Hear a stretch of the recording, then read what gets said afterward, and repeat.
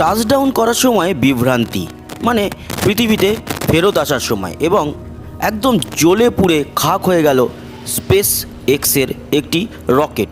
আসলে এটি ছিল স্টারশিপ SN8, মানে সিরিয়াল নাম্বার 8-এর একটি high altitude flight test mission, যেটি ওড়ার কথা ছিল গতকাল 9 তারিখ ভোরবেলার দিকে, মানে ভারতীয় সময়, কিন্তু গতকাল উঠতে পারেনি। বিভিন্ন রকম কারণ ছিল টেকনিক্যালি। আজ কিন্তু উড়েছিল এবং একদম ঠিকঠাকভাবেই সেটি ওড়ে। আগামী দিনের এই যে হাই অল্টিটিউড ফ্লাইট টেস্টের মাধ্যমে এটি যে টেস্ট করা হলো, তাতে বিভিন্ন স্যাটেলাইটকে বা মহাকাশযানকে মহাকাশে পাঠানোর ব্যাপারে অনেক কম খরচায় করতে পারবে SpaceX। একটি একটি করে প্রায় 8টি টেস্ট করে ফেললো। তবে এই যে টেস্টটি হয়েছে, টেস্টটি আমরা লাইভ দেখছিলাম সকালবেলায় ভারতীয় সময় প্রায় 4টের দিকে ভোর, এবং সেটি উড়লো, হাততালি দিয়ে অভিনন্দনও জানানো হলো, সেটি উড়েও গেল। তারপর সেটি যখন নেমে এলো, আবার টাচডাউন করলো পৃথিবীর মাটিতে, সেই সময় কিন্তু একটা বীভৎস বাস্ট হলো এবং রকেটটি একদম ছারখার হয়ে গেল পুড়ে।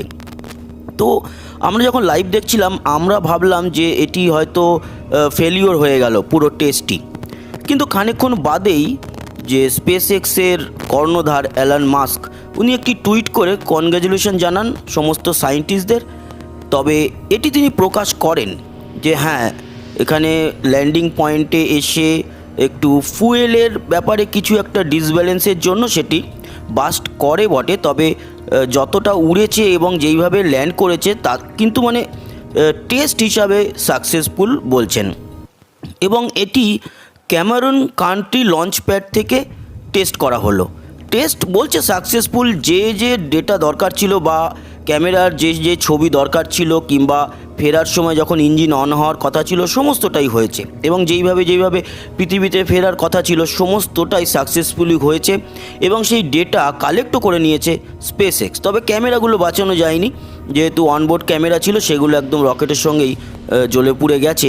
তবে বিভিন্ন মহাকাশ গবেষণা সংস্থার বৈজ্ঞানিকরা একসাথে যেরকম একটু দুঃখও প্রকাশ করেছে, সেরকম সাবাসিও দিয়েছে যে হ্যাঁ, হাই অল্টিটিউড ফ্লাইট টেস্ট কিন্তু সাকসেস। তবে একদম 100% সাকসেস বলবে না বা বলছে না কেউই, তার কারণ হচ্ছে যেহেতু এটি ল্যান্ডিংয়ের সময় আগুন ধরে গেল।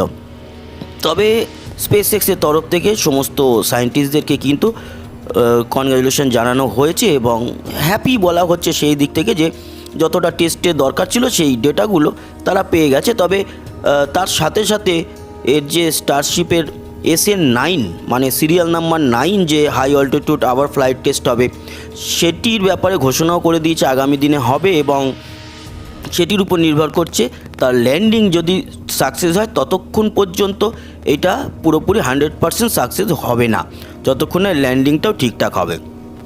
আগামী দিনে এই কম পয়সায় স্যাটেলাইট পাঠানোর মিশন SpaceX লড়ে যাচ্ছে। আমাদের ফ্যালকন 9 যে রকেট আছে তাতে তো দিনের পর দিন মহাকাশে মানুষ যাচ্ছে, স্যাটেলাইট যাচ্ছে, আর এটি হয়ে গেলে সাকসেস, এটি কিন্তু একটা বাসের মতো যা একটা স্টেজই যাবে এবং মহাকাশে যে কোনো রকম স্যাটেলাইটকে পুট করে দিয়ে আবার ফিরে চলে আসবে, মানে একদম খুব কম খরচায় এটি করা যাবে বলেই মনে করা হচ্ছে। তো আগামী দিনে নিশ্চয়ই সাকসেস হবে। এই মুহূর্তে যে এটাই খবর ছিল আপনাদেরকে জানানোর, আশা করি এই ভিডিওটা আপনাদের অন্যরকমভাবে ইনফরমেটিভ একটি ভিডিও লেগেছে।